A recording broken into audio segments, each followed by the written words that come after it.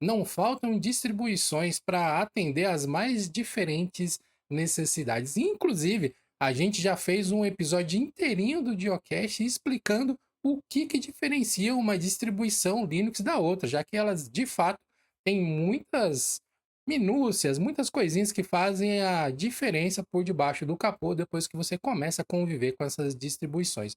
Mas hoje nós vamos fazer basicamente aqui um Geocast Explica, analisando alguns termos bem específicos que vão te ajudar a entender ainda mais a diferença entre as distribuições.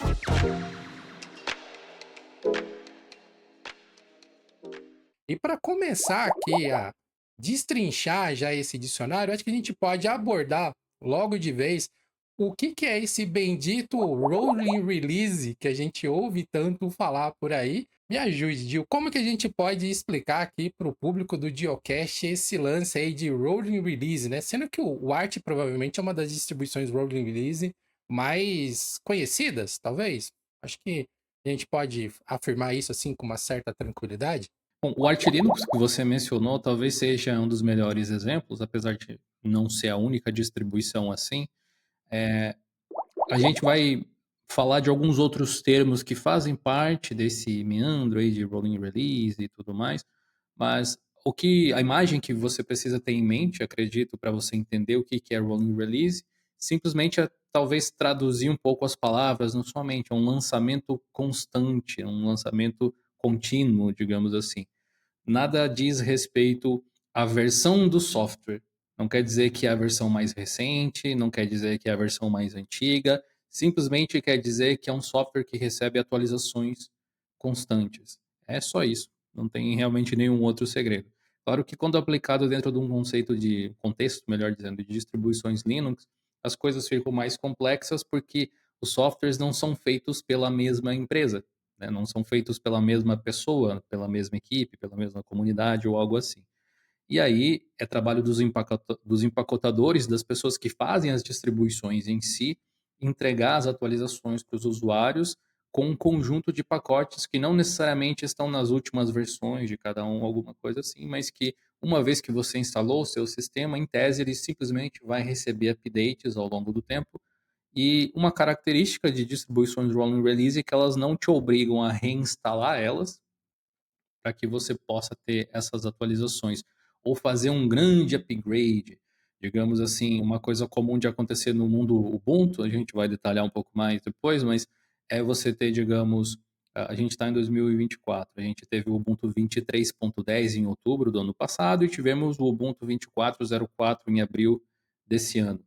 Essas são duas versões explicitamente diferentes do Ubuntu e que quando você fizer upgrade de uma para outra, você vai receber uma grande atualização de software, vários pacotes, a própria interface vai mudar de versão, muito provavelmente. Numa distribuição que é rolling release, ela vai passar pelas etapas de atualização ao longo do tempo. Você não iria precisar esperar, nesse caso, 6 meses para receber esses updates. Supondo que o Ubuntu lá do ano passado tivesse o GNOME 45, esse desse ano tivesse o 46, você só iria receber o GNOME 46 nesse update. Uma distribuição rolling release tipo Arch, como você mencionou, você iria receber a atualização do GNOME 46 muito próximo do lançamento oficial do GNOME 46, que aconteceu entre esse período de tempo. Supondo que sejam essas versões mesmo, não tenho certeza dos lançamentos, mas é só para dar um exemplo. Acho que é isso, é um software de lançamento contínuo. Isso é rolling release. O contrário disso, que as pessoas acham que é o LTS, não é. É o Point Release, que são os lançamentos pontuais. E como o próprio Gil disse, o Ubuntu é uma grande, um grande case de um Point Release. Porque eles são várias versões separadas. Tipo, independente de como funciona lá o desenvolvimento, se eles estão usando o mesmo pacote embaixo, mas tipo, eles vão lançando de maneira pontual. É o Ubuntu 22.04, 22.10, 23.04, 23.10. Debian também, né? Debian 10, 11, 12. E entender também que por mais que aqui a gente está falando no cenário de distribuições Linux, isso é um formato de desenvolvimento. Então você pode usar, por exemplo, o OBS Studio, que tem o OBS Studio 29, 30, 31. É um point release. A gente pode aplicar esse cenário em qualquer outra aplicação. A gente pode também, por exemplo, o macOS. Tem o macOS 11, 12, 13, 14, 15. É um point release também. Não é exclusivo de distribuições Linux. Apesar da gente falar muito nesse cenário, porque tem várias maneiras de fazer uma distribuição Linux. Então, tipo, tem as rolling releases, as point releases, mas é basicamente isso. É a maneira como cada distribuição está distribuindo as versões do sistema, né? Ou a falta de versão, no caso do Arch Linux. Eu acho importante pontuar uma coisa que pode gerar confusão, e aí não é culpa do Raul nem minha também, simplesmente é assim que o mundo é. Não muito óbvio às vezes, não muito objetivo, mas não dá para se fiar somente na existência de números para dizer que uma coisa é point release. Por exemplo, navegadores de internet são um ótimo exemplo, eles são rolling release. Você instalou uma vez e recebe updates constantemente. Esse é o plot de ser rolling release, não tem a ver com os números ou com coisas assim. Porém, se você for lá no sobre do seu navegador, você vai ver a versão do Chrome, do Firefox ou qualquer coisa que você utilize aí, ele vai ter lá um númerozinho. E daqui a pouco, daqui uma semana, vai ter uma atualização, um incremento naquele número e um incremento maior e tudo mais. Existem aí as atualizações major e as atualizações minor, no caso dos navegadores. As majors são as que mudam o número grande que fica na frente e as minors são as que mudam o que vem depois do ponto, geralmente. Então, digamos que você esteja no Chrome 128.100 e alguma coisa, e uma atualização minor que corrigiu um bug, mas não adicionou recursos, não modificou coisas, vai modificar esse número depois do ponto.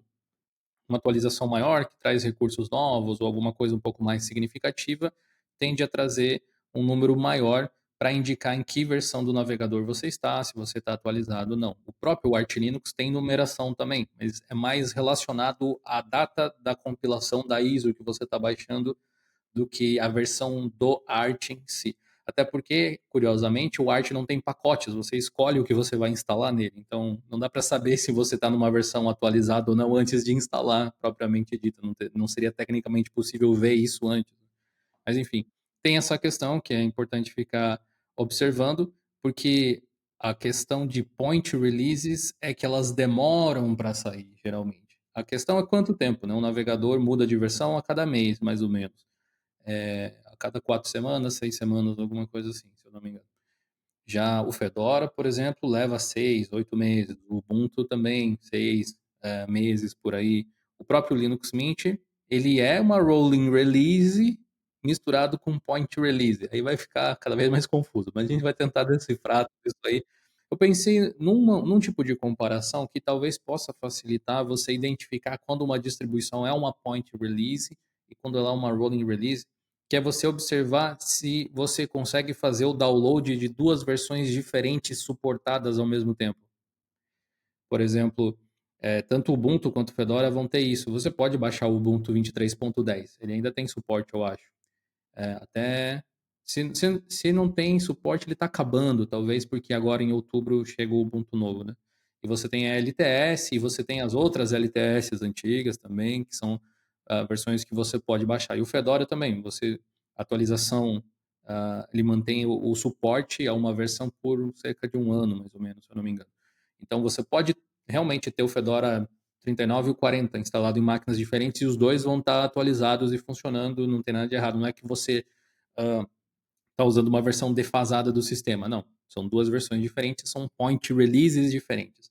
Já não tem como baixar duas versões do Arch Linux, você só tem uma para baixar. E aí ele vai estar atualizado ou não, igual o Raul falou, mas eu acho que talvez isso facilite um pouco nessa questão de você identificar se algo é point release ou não.